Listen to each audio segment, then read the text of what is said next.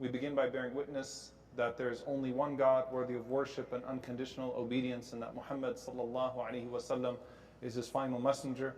We ask Allah to send His peace and blessings upon him, the prophets and messengers that came before him, his family and companions that served alongside him, and those that follow in his blessed path until the day of judgment. Allahumma ameen. Dear brothers and sisters, last week we spoke about the insecurities that shaitan is able to exploit and turn into full sins or lifestyle type sins. And subhanAllah, I wanted to focus on one particular element of the tricks of shaitan, which is deeply profound when you look at the way that the Prophet ﷺ tied these things together. First and foremost, Allah subhanahu wa ta'ala makes it very clear throughout the Quran that at every moment of your life, when you have a decision to make, you are listening to two promises. إِنَّ اللَّهَ وَعَدَكُمْ وَعْدَ الْحَقِّ وَوَعَدْتُكُمْ فَأَخْلَفْتُكُمْ. You have the promise of Allah subhanahu wa ta'ala, and you have the promise of shaitan. As Ibn al-Qayyim rahimahullah says, literally every decision you make, you're going to have the promise of Allah and His reward, and the promise of shaitan and his consequence. And you have to hear those two voices at the same time and actively get used to making your nafs listen to the promise of Allah subhanahu wa ta'ala. And that applies to the big and the small, to the public and the private, to the major and the minor. Every single decision that you make that involves righteousness and wickedness is not neutral. Allah is making you a promise of a reward and a rank. And shaitan is making a promise of a consequence and a humiliation. Now there's something very important to point out here. As Ibn al-Qayyim rahimahullah says, there's the promise of ajr and there's the promise of maqam. The promise of a reward and the promise of a rank. When it comes to shaitan, there's a promise of a consequence and a promise of humiliation. It refers to something that is inside of us, that when we are called to do something for the sake of Allah subhanahu wa ta'ala, it's not always a numbers game. Sometimes it plays into how we actually view ourselves. And so I'll talk about this from the perspective that the Prophet sallallahu alaihi wasallam did, and there is a genius, nothing short of a genius, to how the Prophet ﷺ diagnosed spiritual ills and talked about the way to spiritual elevation. The Messenger of Allah ﷺ made a tie between, a connection between the fear that we have of poverty and the fear that we have of humiliation. That those two things are deeply interconnected. The way we fear poverty and the way that we fear humiliation. In fact, in many ways, we fear poverty because we fear the humiliation that might come with it. In the same ways that many people desire wealth because of the prestige that comes with it.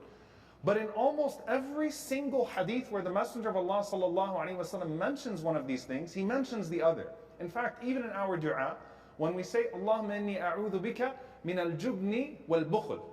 Oh Allah, I seek refuge in you from cowardice and stinginess. That a person that holds back with their reputation likely holds back with their spending for the sake of Allah subhanahu wa ta'ala as well. Because they try to guard those two things with the wrong means. And they have a lowly self-image. And so they pursue wealth uncontrollably. They pursue reputation uncontrollably. Hubbul jah wa riyasa, hubbul mal. You find in every book of Tazkiyah that the love of prestige and prosperity go hand in hand. The fear of poverty and humiliation go hand in hand. Now why is this important? And subhanAllah, you'll find that there's a saying that's attributed to Ali ibn Abi Talib radiallahu ta'ala anhu, that he mentioned that to not have anything is less humiliating than having to ask someone for something. To be poor is less humiliating than to beg someone for something else. Understanding the way that we are. Because the Messenger of Allah sallallahu alaihi wasallam spoke to the intensity by which the shaitan tries to get you to hold back spending for the sake of Allah subhanahu wa ta'ala.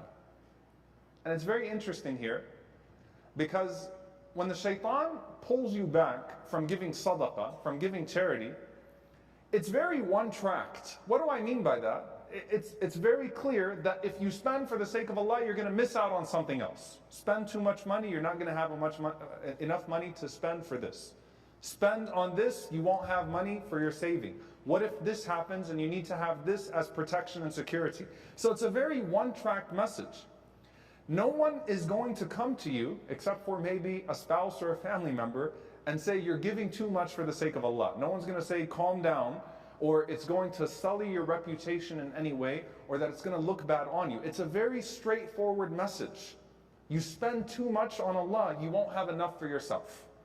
When shaitan ties a knot on top of your head, when you're sleeping at night, and he says, عَلَيْكَ لَيْلًا طَوِيلًا, shh, go to sleep. Don't wake up and pray. It's very one-tracked.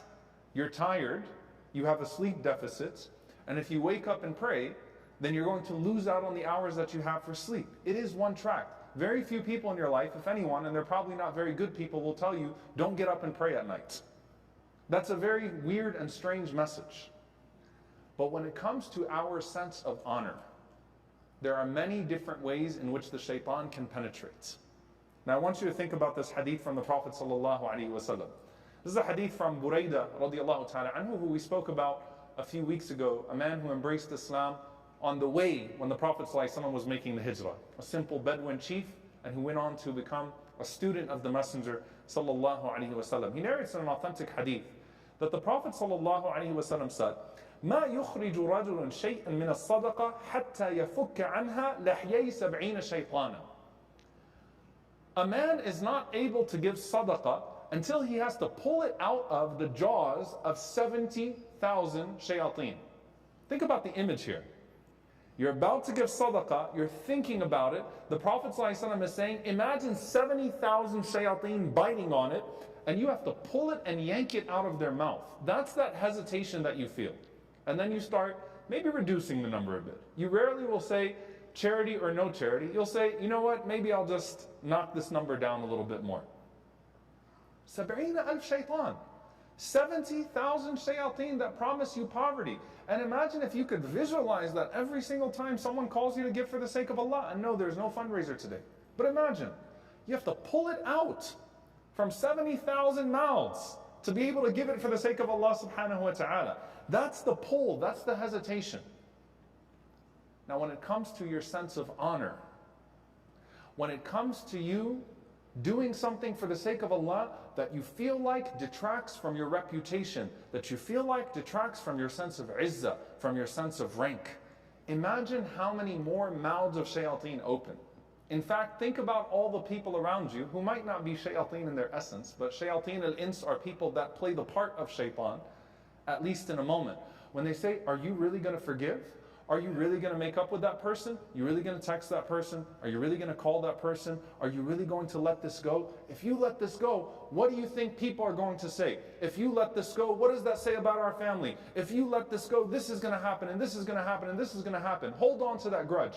Be petty because of this and this and this and that. Think about how many devils' mouths open when you think to humble yourself for the sake of Allah, because you fear a loss of maqam, a loss of rank. See, when it comes to spending your money, pretty straightforward. Loss of ajr. Do I believe that I'm depositing and loaning for the sake of Allah in the hereafter? But when it comes to what I feel like is a loan of my reputation, a loan of my honor, a loan of my person, then it gets a little bit more complicated. Because I will hear in my head so many times that I should fight and I should argue and I should be petty and I should brawl and I should grudge and I should do this and this and this and that. And that is the way that I puff my chest out. And I walk on this earth with a sense of dignity and honor. And in truth, you're being a fool. And the Prophet ﷺ says in a hadith from Abu Hurairah radiallahu ta'ala anhu, and look how he brings it all back together, alayhi salatu wassalam. He says, sallallahu alayhi wa sallam, مَا نَقَصَتْ صَدَقَةٌ مِّن مَالٍ. I swear by Allah, wealth is not decreased by spending in charity. And in the same hadith, وَمَا زَادَ اللَّهُ عَبْدًا بِعَفْوٍ إِلَّا عِزًّا.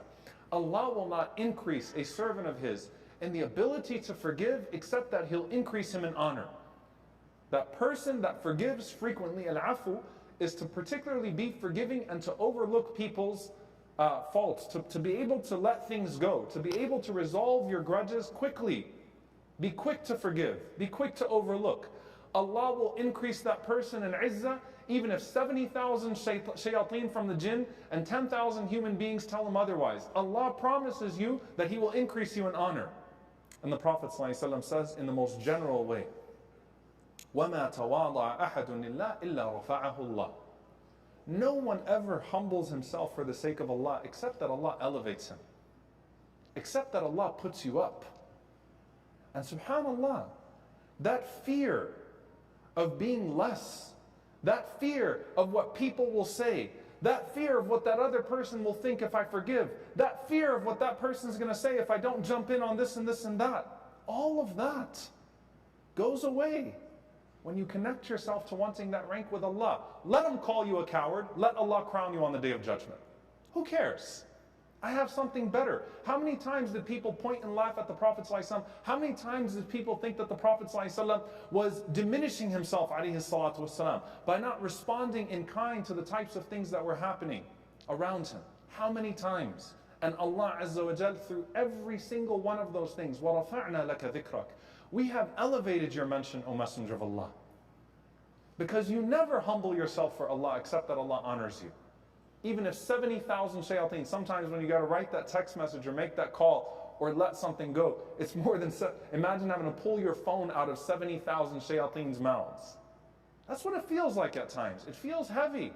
The burden of reconciliation, the burden of husn al-dhan, assuming well of what people say, the burden of letting a sly remark go, the burden of being the person to bring people together, bring your family together, to end something silly online or something silly on a WhatsApp group, all of that burden. People will say things about you, but what do you want Allah to say about you? Because shaitan's making you a promise, Allah's making you another promise. And you wonder why the Prophet ﷺ always was so composed and he had such control of his temper, to even when he released the vow of ﷺ and showed anger, he did it for the benefit of those people too, because it would wake them up. And he did it for something greater than ego, ﷺ, to wake them up when he released that vow of ﷺ. But you know why the Prophet ﷺ maintained that composure? Because he knew where praise and rank comes from. It's from Allah who sent him. It's from Allah that a person is honored and dignified. And so I want you to think about how you shut the shayateen's mouths the next time someone pokes at you, the next time something happens within your family, your community, whatever it may be, and shut all 70,000 mouths and a few human mouths as well without physically shutting them, so that you could pursue that rank and honor with Allah. And that was what Imam Ahmad rahimahullah mentioned when he said, I forgave everybody in my life, even the people that tortured me, I forgave them. And you know, by the way, I'm going to say this, in this day and age that we live in, it's the age of anger and rage, forgiveness and grace are not popular concepts anymore. They're really not. They're looked down upon. They're looked at as weak. And that means that the reward with them is greater. When he said, because I remember from Imam Hassan al-Basri rahimahullah that on the Day of Judgment, he said, commenting on the ayah, فَمَنْ عَفَى وَأَصْلَحَ فَأَجْرُهُ عَلَى اللَّهِ, that people who are forgiving and people that reconcile and people that squash these things quickly, their reward is with Allah. That on the Day of Judgment, when everyone's on their knees, Allah is going to say, where are those people who used to forgive and overlook for the sake of Allah? And they will stand when no one else stands. They want that rank. They want that rank. They want that reward. I say this, dear brothers and sisters, because shaitan can make you poor in the soul and he can make you petty with your ego as well. And I want you to actually start to visualize shutting him up. When you do your tashahhud, it is heavy on him. When you give your sadaqah, it's heavy on him. When you overlook, it's heavy on him. When you get up to pray, it's heavy on him. Because you have to reduce his impact on you by showing that you're pursuing something from Allah subhanahu wa ta'ala. And it can be done because we see the examples of the people that came before us and what they overcame for the sake of Allah subhanahu wa ta'ala. May Allah Azza wa Jal make us those people upon whom the shaitan has little entrance. And may Allah subhanahu wa ta'ala allow us to overcome all of his madakhil, all of his ways to our soul. May Allah subhanahu wa ta'ala make us amongst those that pursue his reward and his rank at all times. And may Allah subhanahu wa ta'ala not make us amongst those who fall for the tricks of shaitan. May Allah Azza wa Jal grant us the promised firdaus, the promised highest level of paradise, should we aspire to that higher reward. Allahumma ameen. أقول قولي هذا واستغفر الله لي ولكم ولسائر المسلمين فاستغفروه إنه الغفور الرحيم.